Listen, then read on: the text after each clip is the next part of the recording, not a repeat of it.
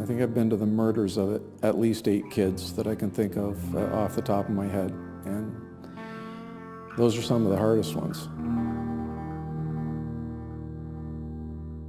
Patience is gone. You can't eat, you can't sleep. Every part of your life is disrupted. It was tough. They reminded me of my friend's kids, and I couldn't get the screams out of my head for months. Our bad day and the average bad day are two different things. Our bad day usually involves something horrendous, carnage, and usually there's a lot of blood and death. I got a call for a VSA infant, and the child was 1.5, 2 years old. And the circumstances were, it was odd when we got there, and there's a little girl lying on the ground, and her mom's bawling and freaking out on the phone doing CPR, and the kid was blue, and the dad standing like, I don't know what's happening, it's over there. I remember I was driving home from shift, and I got a call from the platoon chief from the other shift saying, oh yeah, by the way, that the dad snapped her neck and murdered her. You need to write a witness statement. After 2 weeks of smelling rotting corpses in the Philippines after Hurricane Yolanda, we were on a road going to deliver an inflatable hospital up to the different region.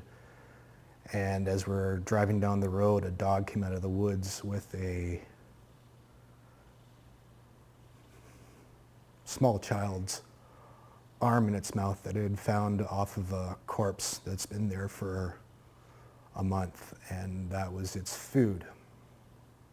We got on scene, and it turned out this kid had been cross-checked head first into the boards, had been unconscious. And we get there, and he'd been removed from the ice. When I'm talking to this kid, I'm kneeling beside him, looking in his face. He tells me he could feel everything till they moved him.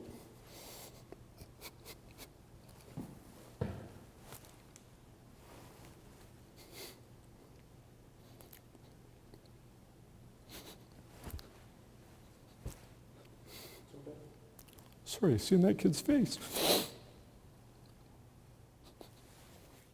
Just about every facet of everyday life changes. And then the biggest thing to me is the loss of innocence. You realize that these things happen in the world, and they're happening all around you all of the time. I felt like I was really armed to fight fires, to go to medicals, to do all these things, but they didn't arm me with something that I didn't realize was going to affect me so much, was dealing with the human nature of the calls and your own emotions and how to react to these things. Us, police, EMS, we try and be the tough guys and tough people. And we are affected by this. It does have a cumulative effect, and it's not just one call. It's one call piled on the next call, piled on the next call, and it's like a house of cards. And you try and put that last card on the top and everything comes down. You're going to experience things that you would wish and hope that you never experienced. You're going to see things that you can't reverse, that are going to be ingrained on who you are. Lost myself into keeping busy, became very much of a workaholic. Spent all my time just being busy so I wouldn't have to think about things. I had a lot of guys that I worked with who'd been through similar things, and we used to get drunk all the time. You just hung out with people who were equally as damaged as you, so you felt normal. And there was some comfort in that. So there was the black humor around the fire hall. People would joke about things, and that happens to this day. I learned really quickly, though, to just kind of shut it all out and shut off your emotional response to anything, and that transferred into my personal life. I didn't want to be anywhere near anybody. Even my own family, I just kind of pulled back a lot. I know that there were times that I have come home from events that my children knew I was coming home from, that they stayed at a distance from me because they didn't know either what to say, what to do, or if I was going to snap, so to speak, and not be myself. It's stuff that we take for granted day in, day out, that you see over the course of your career and what you do, that it's taken away from other people. And what you realize is you're responding to the worst event of their lives, but you're responding after the incident already took place. And there's nothing you could have done by the time you've reacted and been called to this call to change the outcome. You can just do the best that you can do while you're there. I know I've talked to people and said, listen, like I went to this counselor and it changed my life, and I wish I went to her the first day I had a bad call, and my life wouldn't have been as painful as it had to have been. We're a team. Everything we do, when we go out that door, we do as a team. There's no one individual that can do this job, any part of it, on their own. We do this together, and we need to hold on to that when we come back to the hall. You need to find that network of people that you can count on, that you can trust, that will be there for you no matter what. And those are the people that you keep closest to you throughout your career and throughout your life. I didn't really know what to expect of the fire service other than it was service-based. I mean, I know that through military movies that there were such things as shell shock and that sort of thing, which now they're calling PTSD. They're experiences that stick with you and I guess affect you, sometimes long after those calls have happened. Post-traumatic stress disorder is an anxiety disorder that usually develops after an individual has experienced a traumatic event. One of the major problems is that when people are involved in critical incidents, it may be their job to be dealing all the time with critical events, traumatic events that to other people would seem completely overwhelming. They are expected to deal with every day. And because that's part of their job description, it's very difficult for people to say, I think I've had enough. I have reached my limit. It's not just the firefighting division that deals with these stressors, that our communications division as well, as they're the initial call takers, and a lot of times they're on the phone with the victims, they're hearing things, and they don't have the ability to visualize or to have a conclusion that we are allowed to witness. There are also some stressors in fire prevention that they have to deal with, as can be in training if there's ever accidents on the training ground. So it's important that we remember it's not just the firefighting division, but all of our divisions can experience these types of incidents, and that there is support for all of them out there. They're not sleeping at night. They're not getting good rest. They're becoming agitated, jumpy.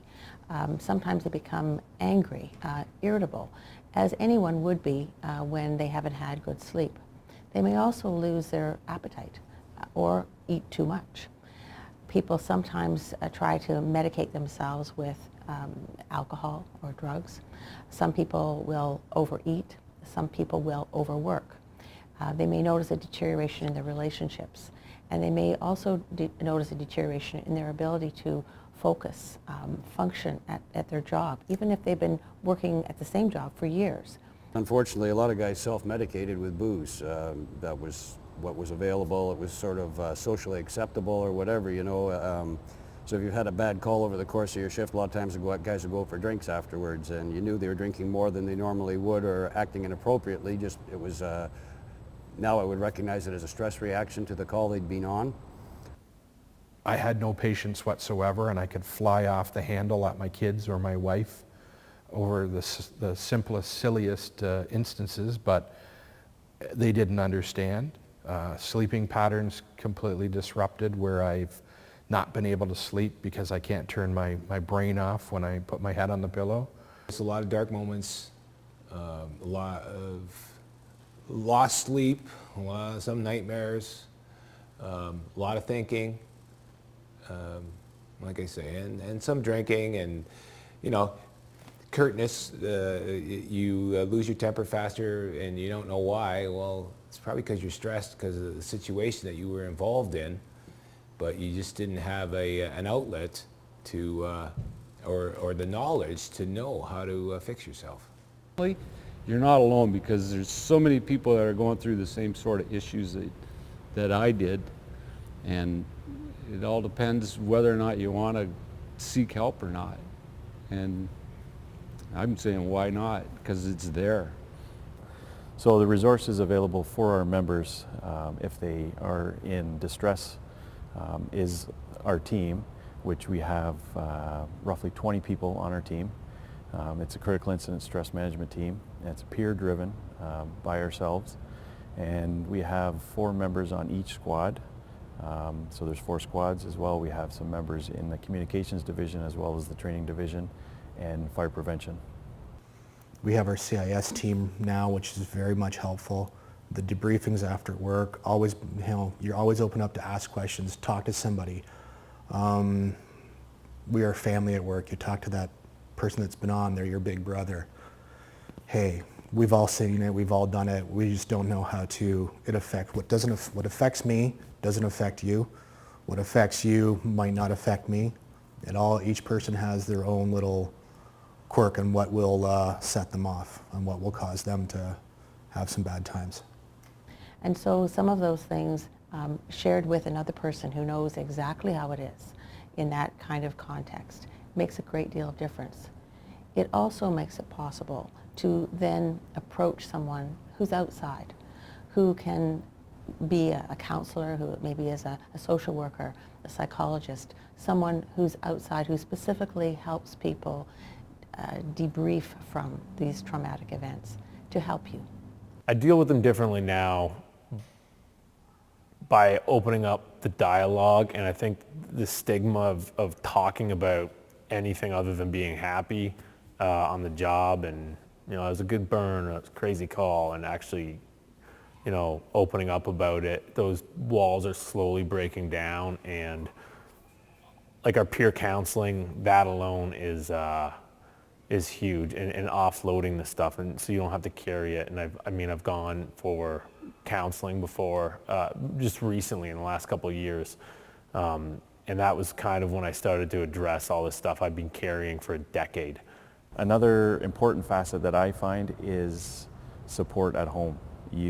We try and make sure that somebody has a spouse or a sibling or a good friend that is there, that has that ability to provide them support for when we are off duty. I think there's a whole support mechanism that you're leaving out of the picture if you eliminate your family from it. That whole don't mention it at home, I don't think is a good idea. I believe talking to your spouse is as important as talking to somebody from who you work with. Again, they're the ones who live with you every day. They're the ones who are going to see the change in your behavior.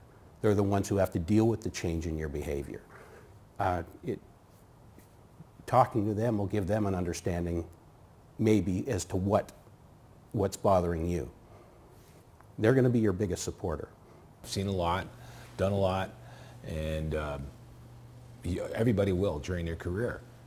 And like I say, it's now that we have avenues to help us get over some bad situations, it's just like any tool that we use on a fire truck, it's just another tool to help you get through and heal yourself and take advantage. So if members are experiencing distress, whether on duty or off duty, they can get a hold of us as a team. We do have our numbers available on the intranet. So each squad has its certain representatives from our team. They can look up their numbers on the intranet, so it's just available to our membership. If they're off duty and at home, there is my number and email that's always available, and I can then pass it on to another member that is on their squad if they need to deal with them directly, or I can forward them the information from Chappelle, our current EAP, if they do have to take that route. Most of the time we're just doing diffusings, which is peer support. When we do go to that next stage, which is debriefings, or if it's a crisis one-on-one, then we bring in our mental health professionals. They're trauma counseled, trauma counselors, and they're trained in that field. So that is their specialty, and It does help break the stigma when we do have known faces in the halls for our membership. There's this fear of being different than the rest of the people or seeming less tough, but the two toughest firefighters I've ever met were two captains I worked with, and one I had for 5 years, and the other one I worked with for 8 years on and off. It was a good friend of mine, and they both killed themselves, and they were the toughest guys I've ever met. So, there's something to be said to be able to open up and let it go when you need to. I think anybody around here now is going to reach back and try and help as much as they can. Don't bottle it up and take it home. Nothing good's going to come out of that. I think opening up about this, dealing with it, just talking about it can relieve a lot of the stress that goes along with any of these issues. Don't be afraid to admit that you need help, because people around you that are close to you, they see it, and all it takes is for you to be honest with yourself and accept the fact that you're only human too. The fire service really is that family that we all talk about, and there are people who really care and who really want to see you succeed. And I think it's important to know that they're there, but it's also important to feel comfortable to reach out and let them know when you need a bit of direction or a bit of advice, because they won't know unless you tell them.